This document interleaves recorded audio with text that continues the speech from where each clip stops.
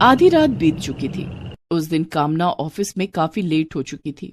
उफ़ो, काफी देर हो गई आज। मम्मी पापा मेरा इंतजार कर रहे होंगे। कामना ने अपनी गाड़ी निकाली और घर की ओर जाने लगी। कामना बहुत जल्दी में थी। शायद लेट हो जाने की वजह से उसे डर भी लग रहा था। सड़क पर कोई नहीं था। कामना ने गाड़ी की रफ्तार तेज कर दी, लेकिन तभी उसकी गाड़ी एक पत्थर से जा टकराई और कामना का जोरदार एक्सीडेंट हो गया। कामना के सिर से काफी खून बह रहा था और वो बेहोश हो गई थी। थोड़ी देर कामना वहाँ उसी हालत में पड़ी रही। तभी उधर से नीरज अपनी साइकिल से गुजर रहा था। अरे, यहाँ तो किसी का एक्सीडेंट हो गया है। नीरज ने पास जाकर देखा तो ये लड़की यहाँ सुनसान रात में इस हालत में। अरे, इसका तो काफी खून बह गया है। अगर जल्दी इसे अस्पताल नहीं ले गया तो इसकी जान को खतरा भी हो सकता है। लेकिन इसे अस्पताल ले कैसे जाऊँ? मेरे पास तो एक साइकिल है। नीरज की नजर कामना के मोबाइल फोन पर पड़ी। नीरज ने कामना के मोबाइल फोन से पास के अस्पताल में फोन करके एम्बुलेंस को बुलाया और कामना को अस्पताल ले गया। वहाँ डॉक्टर ने कामना की हालत देखकर कहा, एक्सीडेंट में इनका सर बुरी तरह से जख्मी हो गया है। अगर जल्दी ऑपरेशन नहीं किया गया तो हम इन्हें नहीं बचा पाएंगे। डॉक्टर साहब, आप इनका ऑपरेशन कर दीजिए। ठीक है, आप इनके हस्बैंड है ना? इस फॉर्म को भर दीजिए। नहीं डॉक्टर साहब, मैं इनका हस्बैंड नहीं हूँ। मैं तो उस रास्ते से गुजर रहा था। इन्हें इस हालत में देखा तो यहाँ ले आया। मैं इनके घर वालों को फोन कर देता हूँ, वो आकर ये फॉर्म भर देंगे। देखिए, हम किसी का इंतजार नहीं कर सकते। अगर इनकी जान बचाना चाहते हैं तो इस फॉर्म को भर दीजिए। कामना की जान बचाने के लिए नीरज ने वो फॉर्म भर दिया जो कामना के हस्बैंड को भरना था। उसके बाद डॉक्टर कामना को ऑपरेशन थिएटर में ले गए। इसी बीच नीरज ने कामना के मोबाइल फोन से फोन करके कामना के माता पिता को सारी बात बताई। थोड़ी देर के बाद कामना के माता पिता वहां पहुंच गए। तब तक कामना का ऑपरेशन हो चुका था। डॉक्टर साहब, कामना कैसी है?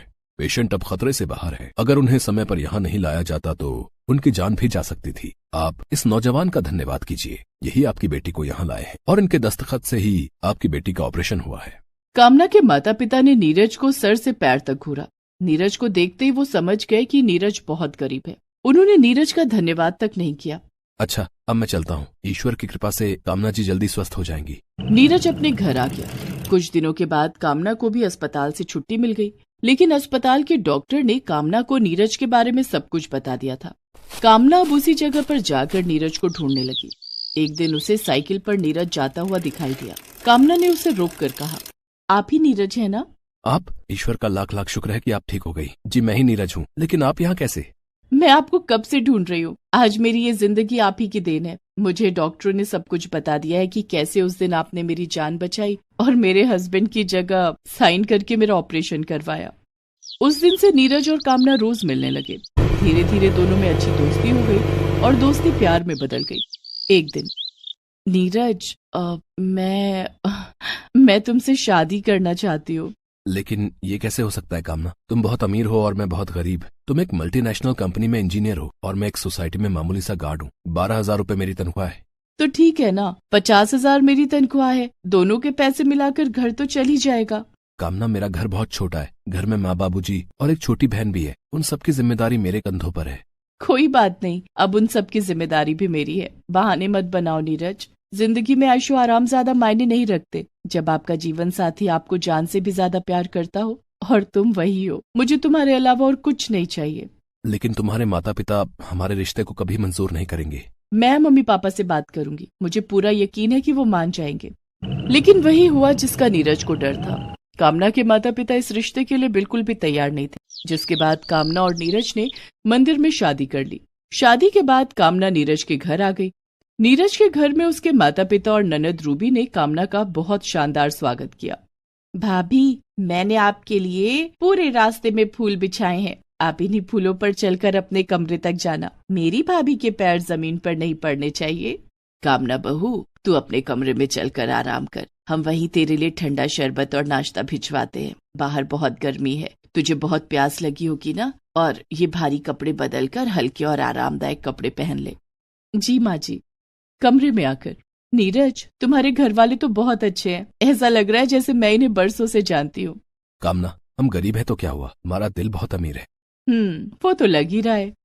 जून का महीना था। गर्मी बहुत ज्यादा पड़ रही थी। नीरज के घर में एसी नहीं था। 2 कमरे के घर में सिर्फ पंखे लगे हुए थे। कामना पसीने पसीने हो रही थी। माफ करना कामना, मेरे घर में एसी नहीं है। तुम्हें तो एसी में रहने की आदत है ना? कोई बात नहीं नीरज, फ्रिज से थोड़ी सी बर्फ लाकर दे दो।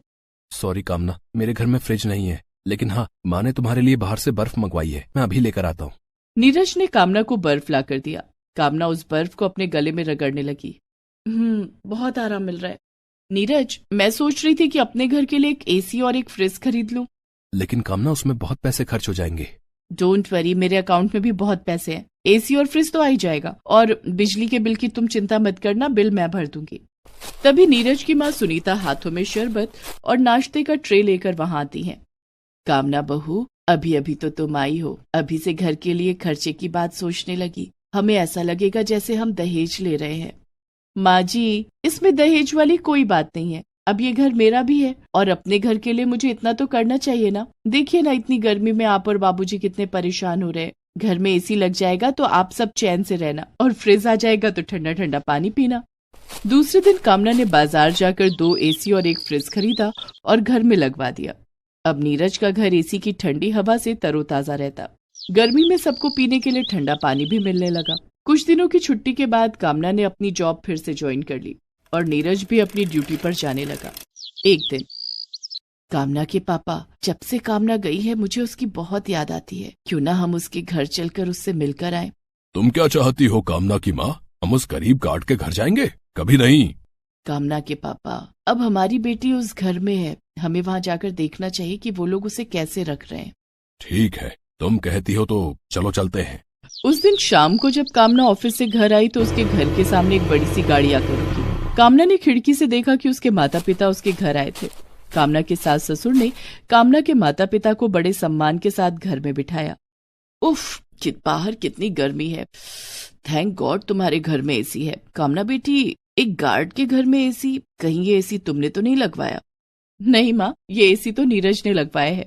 लेकिन नीरज के पास इतने पैसे कहाँ? पिताजी, नीरज हर महीने अपनी सैलरी से एसी की किश्त भरते हैं। आप ये सब छोड़िए। तभी नीरज की बहन रूबी हाथों में ठंडे शरबत का ट्रे लेकर आई। ओह, तो घर में फ्रिज भी है। हमने तो सोचा हमारी बेटी ने घड़े का पानी पीना शुरू कर दिया होगा। आपने सही सोचा है माँ, हम सब अब फ्रिज की जगह घड़े का पानी ही पीना शुरू करेंगे। घड़े का पानी स्वास्थ्य के लिए लाभदायक होता है और उससे गला भी खराब नहीं होता है। बस कामना, अपने ससुराल की गरीबी छिपाने की झूठी कोशिश मत करो। हमें सब पता है कि ये लोग तुम्हारे लायक नहीं हैं। अब भी कुछ नहीं बिगड़ा है बेटी, नीरज को तलाक दे दो। हम तुम्हारी शादी बहुत ही अच्छे खानदान में करवा देंगे। तुम्हें पैसों की कोई दिक्कत नहीं होगी। पिताजी, मुझे यहाँ भी कोई दिक्कत नहीं है। ये आपका वहम है कि पैसे वाले लोग ही अच्छे होते हैं। अच्छाई का पैसों से कोई लेना देना नहीं है। नीरज गरीब है तो क्या हुआ, वो मुझे बहुत प्यार करते हैं। मुझे नीरज से अच्छा जीवन साथी कोई और मिल ही नहीं सकता था। कामना की बात सुनकर उसके माता पिता नाराज होकर वहाँ से जाने लगते हैं। रुक जाइए सत्येंद्र बाबू, यूँ नाराज होकर मत जाइए। हम लोग गरीब हैं तो क्या हुआ, घर आए मेहमान की बातों का बुरा नहीं मानते। अब खाना खाकर जाइए। लेकिन कामना के माता पिता नहीं रुके। उन्होंने कामना के ससुर की बातों का जवाब देना भी जरूरी नहीं समझा और वहाँ से चले गए। जैसे ही वे गाड़ी से थोड़ी दूर आगे बढ़े, उनकी गाड़ी को कुछ गुंडों ने चारों तरफ से घेर लिया। वे हथियार दिखाकर कामना के माता पिता से पैसे और उनकी गाड़ी मांगने लगे। वे गुंडे उनकी गाड़ी लेकर वहां से भागने ही वाले थे कि वहां से नीरज गुजर रहा था और उसने सब देख लिया। नीरज ने फौरन पुलिस को फोन किया और गुंडों से लड़ने लगा। सभी गुंडे मिलकर नीरज की पिटाई करने लगे। इतने में वहां पुलिस आ गई और गुंडों को गिरफ्तार कर लिया। कामना के माता पिता अपनी गाड़ी में बिठाकर नीरज को अस्पताल ले गए और फोन करके कामना को सारी बात बताई। थोड़ी देर के बाद सब लोग अस्पताल पहुंच गए। डॉक्टर ने नीरज के जख्मों पर पट्टी कर दी थी। कामना बेटी, तुम ठीक कहती थी कि अच्छे होने के लिए पैसे वाला होना जरूरी नहीं है। सच में नीरज से बेहतर जीवन साथी तुम्हारे लिए कोई और नहीं हो सकता था। कामना के माता पिता ने नीरज और कामना को आशीर्वाद देकर उन दोनों के रिश्ते को अपना लिया। कड़ाके की सर्दी में वो टूटी फूटी झोपड़ी लाइटों से सजी हुई थी। रामदीन की बेटी गुंजा की शादी जो हो रही थी। गुंजा अपने होने वाले पति के साथ अग्नि के 7 फेरे ले रही थी। पंडित जी मंत्रोच्चार कर रहे थे। सर्वमंगल मांगल्ये शिवे सार्वार्थि साधिके शरण्य त्र्यंबके गौरी नारायणे नमोस्तुते। रामदीन और उसकी पत्नी सरला मंत्रोच्चार को ध्यानपूर्वक सुन रहे थे। उनकी आंखों में आंसू है। सब कुछ किसी सपने के सच होने सा लग रहा है न जी? हाँ सरला, हाँ। ये कहकर वो कुछ दिनों पहले की यादों में खो गया। ये कहानी है रामपुर की। दिसंबर का महीना था। कड़ाके की सर्दी पड़ रही थी। उस भयानक सर्दी में लोग घरों में रहना ही पसंद कर रहे थे और आज तो सर्दी कई गुना बढ़ गई थी क्योंकि सुबह से ही बारिश हो रही थी। उस भयानक सर्दी में अपनी टूटी फूटी झोपड़ी में बैठा रामदीन अपनी पत्नी सरला के साथ खिड़की के पास बैठा बारिश के बंद होने का इंतजार कर रहा था। पता नहीं भगवान को हम गरीबों से ही क्या दिक्कत है। अरे एक तो कड़ाके की सर्दी पड़ रही थी, ऊपर से ये बारिश। अब ऐसे मैं कैसे जाऊं काम पर? सही कह रहे हो जी आप। भगवान को सारी दुश्मनी गरीबों से ही निकालनी होती है। एक तो इस महीने में इतनी बीमार रही, उसमें कितने सारे पैसे खर्च हो गए और अब ये सर्दी का सितम। तभी उनकी 21 साल की बेटी गुंजा उनके पास आई और अरे क्या हो गया माँ बाबा, फिर से आप लोग शुरू हो गए? अरे भगवान अमीर और गरीब का नहीं होता, वो तो सबका होता है। गुंजा को पता था कि उसके माता पिता का भगवान के ऊपर गुस्से का कारण सर्दी का मौसम नहीं बल्कि कुछ और है। पता नहीं बेटिया, तू सही कह रही है या गलत, पर भगवान का कोई चमत्कार हमारे जीवन में तो नहीं होता। और उसका सबसे बड़ा कारण है हमारी गरीबी। अरे माँ ऐसा नहीं है, पिछले 2 साल से हम तुम्हारे हाथ पीले करने की सोच रहे हैं, लेकिन तुम्हारी शादी के रास्ते में आड़े आ रही है हमारी गरीबी। जिससे भी बात करो उसे 2 लाख रुपए नगद चाहिए, घर का सामान अलग से चाहिए और शादी भी पूरे धूमधाम से हो, ये भी चाहिए। अरे अब गरीब आदमी इतना सब कुछ कहाँ से करे? ये कहकर रामदीन रोने लगता है। सरला की भी आंखों में आंसू आ जाते हैं ये देखकर। अरे बाबा माँ क्यों रो रहे हैं आप लोग? मैं क्या आप लोगों पर बोझ हूँ जो आप लोग मुझे जल्द से जल्द यहाँ से भगाना चाहते हैं?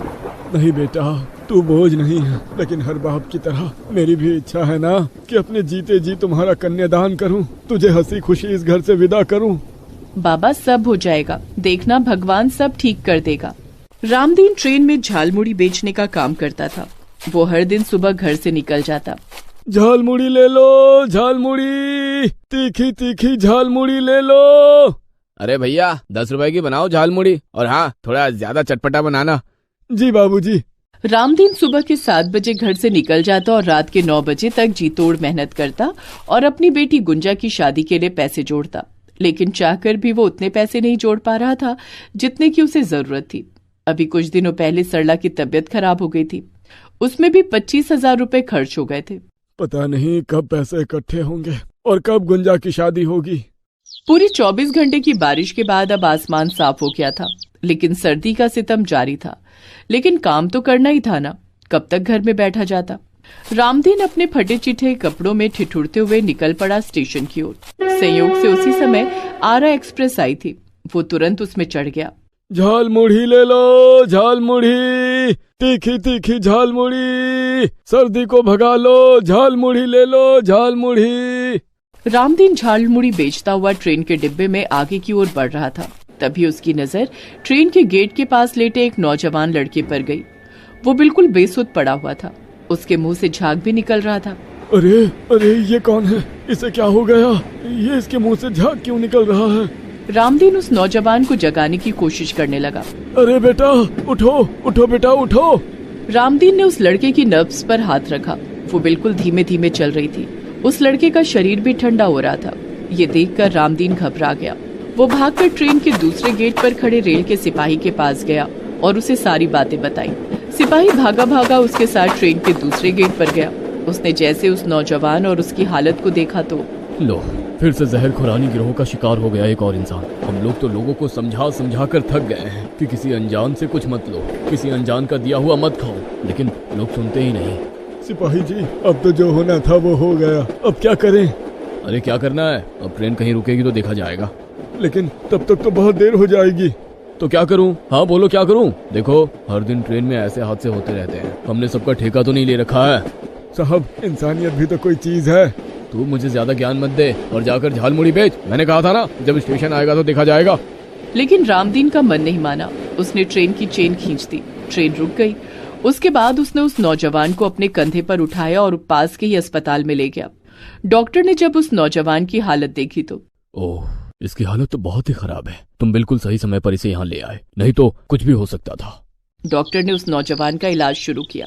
रामदीन अस्पताल के बाहर खड़ा भगवान से उस नौजवान के लिए प्रार्थना कर रहा था। तभी उसने देखा कि रेलवे की कुछ पुलिस उसी की ओर आ रही है। वो कुछ समझ पाता उससे पहले ही। सर, इसी ने ट्रेन की चेन खींची थी और फिर उस नौजवान को उठाकर भाग गया था। इसे गिरफ्तार कर लो। रामदीन को जेल में डाल दिया गया। पूरे 1 सप्ताह वो जेल में रहा। 1 सप्ताह बाद उसकी जमानत उसकी पत्नी ने कराई और उसके लिए पूरे 20,000 रुपए खर्च हो गए। रामदीन की सारी जमा पूंजी एक बार फिर से निकल गई। रामदीन अपने घर लौट आया, लेकिन यहाँ आकर उसका सामना एक और बुरी खबर से हुआ।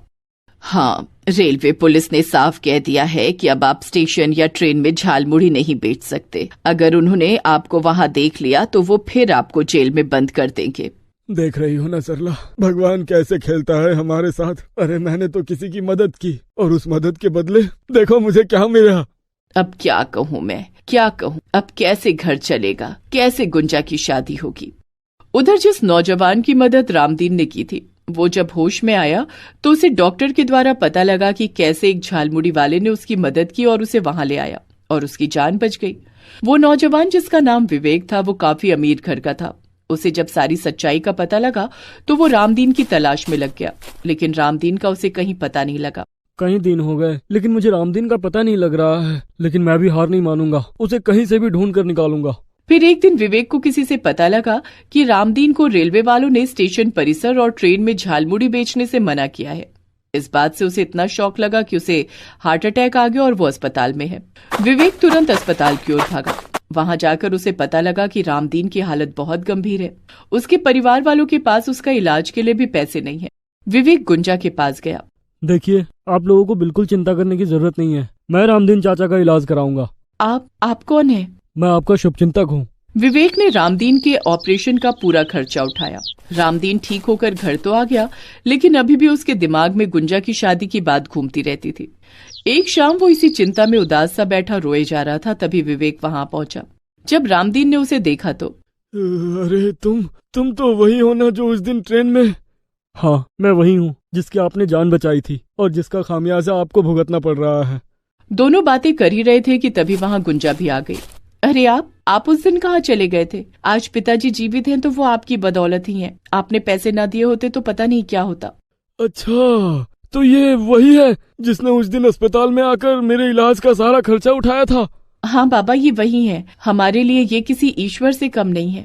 अरे नहीं, ऐसा मत कहिए। ईश्वर तो ऊपर बैठा है, हम तो इंसान हैं, और इंसान अगर इंसान के काम ना आए तो फिर क्या फायदा। आप उस दिन मेरे लिए ईश्वर का रूप लेकर ही तो आए थे, तभी तो मेरी जान बची, नहीं तो मैं इस दुनिया में कहाँ होता। उसके बाद विवेक ने रामदीन से जो कहा, उसे सुनकर रामदीन समझ नहीं पाया कि वो क्या प्रतिक्रिया दे।